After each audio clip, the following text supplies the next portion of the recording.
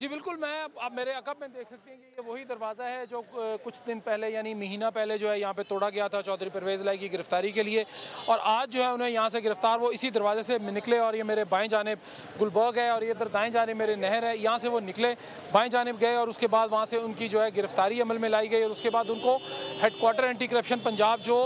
ठोकर न्याज़ बेग यहाँ से तकरीबन कोई अंदाज़न मेरा ख़्याल है कि 8 से 10 किलोमीटर दूर है वो यहाँ पर नहर पे, जहाँ पे नैब का ऑफिस भी है, पंजाब फोरेंसिक साइंस एजेंसी भी है और उसके साथ साथ लाहौर से इस्लामाबाद को जो मोटरवे वहाँ से वो नज़दीक पड़ती है। अगर उन्हें ले जाना होगा तो शायद वो उस तरफ से भी ले जा सकते हैं, लेकिन फ़िलहाल उन्हें वहाँ पर डीजी एंटी करप्शन जो है वो वहाँ पर बैठे हैं, उनकी वहाँ रूबरू उनके पेश किया जाएगा और उसके बाद फर्दर इंस्ट्रक्शंस ली जाएंगी। लेकिन मामला जो गिरफ्तारी का हुआ, जो कुछ भी हुआ, यहाँ पे जवाद शाह मौजूद थे, मैं उनसे आपकी बात कराने की कोशिश करता हूँ। जवाद, ये बताइएगा कि जो गिरफ्तारी अमल में लाई गई है वो इस तरफ नहर की तरफ हुई या गुलबर्ग की तरफ हुई?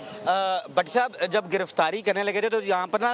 एंटी करप्शन के जो एहलकार थे वो पिछले 5 दिन से घात लगाकर बैठे हुए थे। चौधरी परवेज़ इलाही जब अपने लेफ्ट गेट से मेन मार्केट की तरफ गए हैं तो वहाँ पर लोकेशन की मदद उनका एक नया मोबाइल जो सर्चिंग पे लगा हुआ था, लोकेशन पे लगा हुआ था, वहाँ से पकड़ा है, उनको फौरी तौर पर उनकी बुलेट प्रूफ गाड़ी को रोका है। गाड़ी से जब उन्होंने शीशा नीचे किया तो एहलकार ने उनको अरेस्ट किया, अरेस्ट करके वो फिर ना मालूम जगह पर उनको मुंतकिल कर दिया गया है। अब और इसके अलावा आपको याद होगा कि इससे कबल भी उन पर जो FIR हुई थी जिस पर दहशतगर्दी की दफात भी लगी थी। वो FIR जवाद वो यहाँ पे हुई थी, वो किस चक्कर में दहशतगर्दी की दफात क्यों लगाई गई? अब वो भट्टी साहब जब इनको अरेस्ट करने आए थे तो इन्होंने पुलिस पर धावा बोला था, फिर पेट्रोल बम फेंके थे, पुलिस तोड़ फोड़ के अलावा पुलिस एहलकार बड़े जख्मी हुए थे।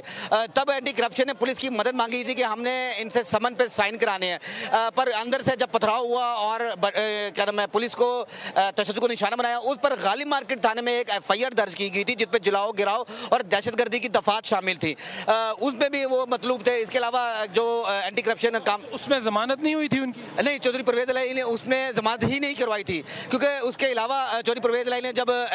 जमानत उनकी खारिज हुई थी एंटी करप्शन की अदालत में तो उन्होंने वहाँ पर एक जाली मेडिकल पेश किया था, जो साबित होने पर जाली साबित होने पर अदम पैरवी पे वो उनकी भी जो जमानत है वो खारिज हो गई थी। उसके अलावा चौधरी परवेज़ इलाही ना हाई कोर्ट में शामिल हुए, कंडेम ऑफ कोर्ट भी लगी और वो छुपे रहे। आज बिल आखिर एंटी करप्शन ने पंजाब पुलिस की मदद से उनकी गिरफ्तारी अमल में लाई है और उनको अब जो है पहले ज़राए मुतारिक कि डीजी एंटी करप्शन के पास पेश किया जाएगा, फिर जो दूसरे इलाकों में उनके मुकदमात हैं वहाँ पर भी सामने तफ्तीश किया जाएगा।